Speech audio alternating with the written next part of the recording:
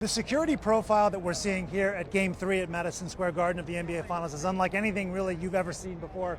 You have tons of police officers, NYPD, counterterrorism, Secret Service, all sorts of law enforcement, but then also this giant fence here.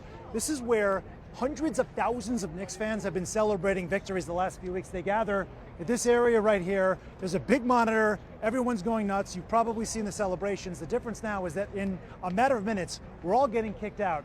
This is roughly 7 feet high, right? It is preventing entry, and only things that are getting back there, you're talking about production trucks and heavy machinery moving jersey barriers, some team equipment, but people are not allowed to go and congregate because of obviously President Trump's arrival and the concern about security. So walk with me for a second.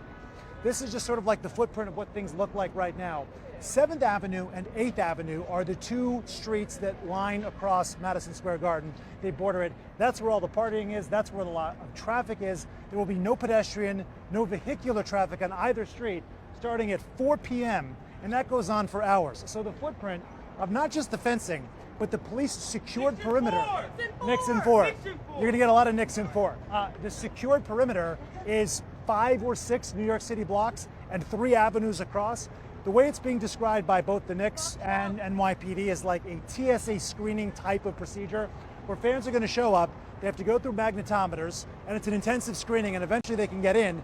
But the warning is at least 2 hours in advance. We know that when President Trump was visiting the US Open last year, it ended up causing thousands of fans to get late into Arthur Ashe Stadium for the finals of the US Open simply by his mere presence. So will that affect what happens in New York tonight?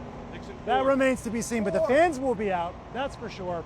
And then just one other note here, no bags are allowed inside anywhere, right? That's part of that safety profile. And they also are saying that if you are trying to take a train, for example, at Penn Station, according to officials, that is not going to be disrupted, but you need to show a proof of either a ticket to the game or a train ticket, and they will allow you in. If you're a traveler, you can bring luggage, but that's a whole process, which is why they are telling fans to please leave at least 2 hours.